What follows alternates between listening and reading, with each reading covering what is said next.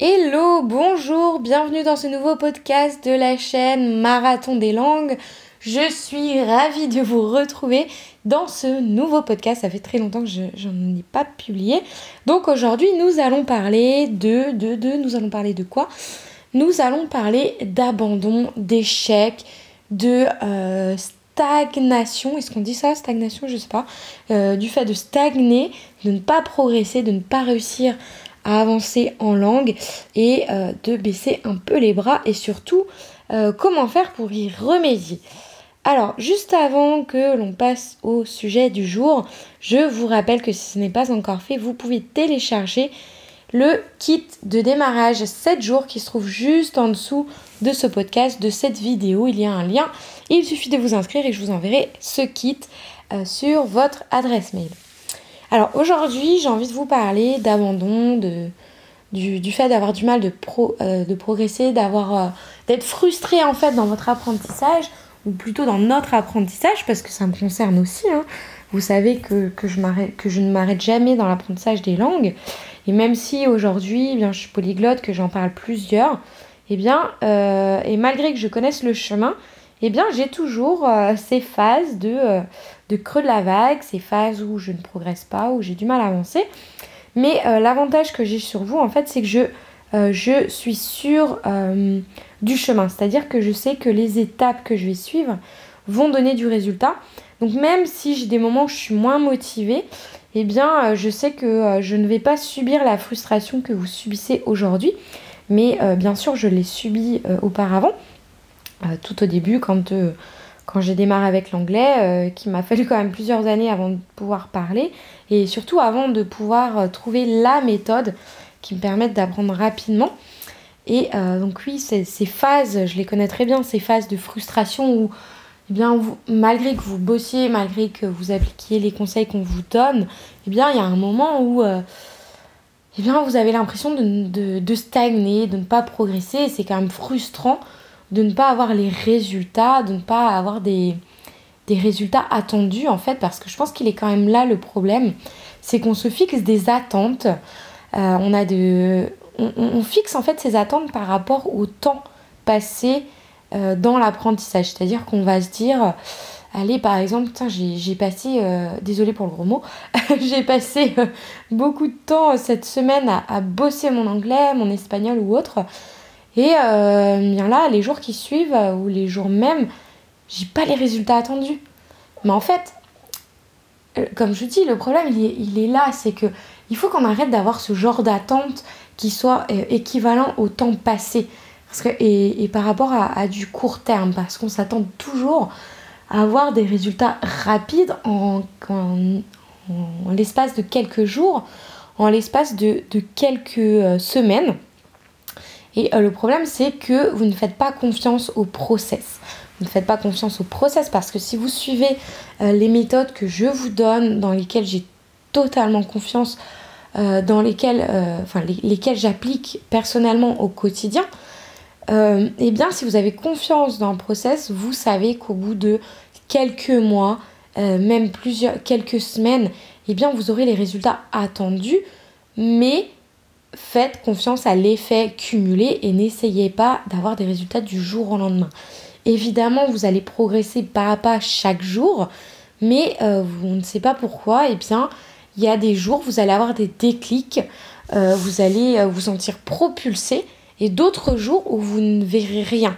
Mais ça, c'est la partie apparente de l'iceberg. Parce que ces jours où vous verrez ces résultats, vous serez content. Ça va nourrir votre satisfaction et donc votre motivation. Et les jours où vous n'aurez pas ces résultats, vous allez être déçu. En fait, c'est comme, j'aime bien comparer ça à une entreprise, car une entreprise se fixe des chiffres d'affaires progressifs d'année en année, de mois en mois.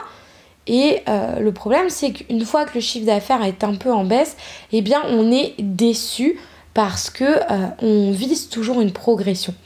Sauf que ces moments de non-progression, entre parenthèses, comme je vous dis, c'est la partie apparente de l'iceberg. Ce n'est pas le réel résultat. Parce que en termes d'assimilation, même si vous ne le voyez pas, sachez, gardez en tête que votre cerveau, votre mémoire travaille sur votre progression. Ce n'est pas parce que vous ne le voyez pas que vous ne progressez pas. Et c'est de là qu'apparaissent en fait ces déclics. Vous savez, quand vous avez ce moment où vous vous sentez d'un coup propulsé, vous ne savez pas pourquoi, eh bien, ce sont ces périodes non visibles où vous n'avez pas l'impression de progresser, eh bien, elles se manifestent à un moment ou à un autre. On ne sait pas exactement quand ni comment, mais ça marche par phase et par palier. Donc, faites confiance en votre effet cumulé, c'est-à-dire que si vous travaillez un peu chaque jour avec régularité, comme je vous le conseille et comme je me tue à vous le dire, eh bien, faites confiance à ce process et ne me dites pas au bout de 15 jours « Oh ben non, c'est trop dur, j'ai pas de résultat, c'est un échec, je ne progresse pas. » Arrêtez de vouloir progresser aussi rapidement. Ok, je vous parle de progression rapide, mais par rapport à quoi?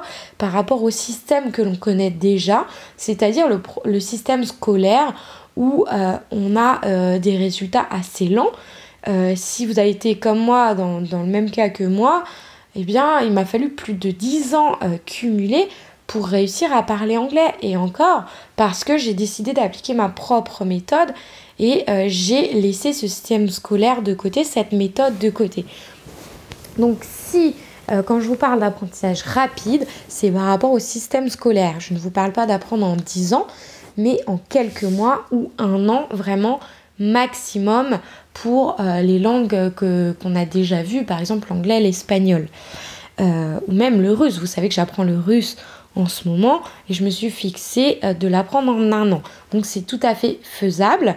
Et donc quand personnellement je suis dans ces phases où je ne me vois pas progresser, bien c'est pas grave. Je sais qu'à un moment ou un autre, ça va venir. Donc je continue mon chemin. Je ne lâche pas l'affaire et c'est ça en fait qui va vous donner du résultat. C'est votre persévérance et la confiance que vous aurez dans votre stratégie, dans votre méthode d'apprentissage. En fait, c'est des conseils qu'on donne aussi beaucoup en business parce que je m'intéresse beaucoup au business. C'est que on ne peut pas changer de stratégie tous les 15 jours parce que vous ne pourrez pas tirer de conclusion. Ce qu'on nous recommande en business, c'est par exemple de tester une stratégie pendant 90 jours. Donc 90 jours, c'est quoi? C'est 3 mois. Pendant 3 mois, on teste une stratégie et à la fin, on tire des conclusions, on fait un bilan. Donc ce que je vous conseille, si vraiment vous n'êtes pas sûr de votre méthode, donc vous pouvez utiliser une autre méthode qui n'est pas forcément la mienne parce qu'il y en a plein évidemment. Il n'y en a pas une meilleure que l'autre, c'est celle qui s'adapte le mieux à vous. Mais si vous n'êtes pas sûr de votre méthode, eh bien testez-la pendant 90 jours. Au bout de 90 jours, faites le bilan. Est-ce que oui ou non c'est satisfaisant? Si ça fonctionne, eh bien continuez. On ne change pas une équipe qui gagne. Si ça ne fonctionne pas, eh bien changez de méthode. Vous pouvez aussi me consulter, me poser des questions, toutes les questions que vous voulez pour que je puisse vous accompagner aussi dans votre apprentissage. C'est pour ça que je suis là. Je suis là pour vous accompagner et vous aider. Parce que je suis frustrée de vous voir galérer comme moi j'ai galéré avec les langues au début, avec ce système scolaire qui ne nous donne pas les bons réflexes, parce qu'en plus il faut vraiment mettre en place des réflexes tout bêtes, tout simples pour réussir à progresser. Et les méthodes que je vous donne, ça vient en complément des cours que vous pourriez déjà prendre, par exemple si vous prenez des cours en collectif ou avec un prof. Donc voilà, c'était ce que je voulais partager avec vous aujourd'hui. J'espère que ce format de podcast vous plaît. En tout cas, n'hésitez pas à me dire dans les commentaires juste en dessous ce que vous en avez pensé, si vous avez des succès à partager, si vous êtes plutôt dans le creux de la vague en ce moment et comment je pourrais vous aider. N'hésitez pas aussi à liker et à partager ce podcast s'il vous a plu, si vous pensez qu'il pourrait aider des personnes de votre entourage qui ont un peu de mal, qui ont besoin d'un petit coup de pied aux fesses, qui ont besoin d'aide avec les langues. Et donc moi je vous dis à plus tard dans le prochain podcast, la prochaine vidéo, la prochaine stories, le prochain mail, peu importe où on se retrouve. Je vous dis à plus tard. Ciao les amis.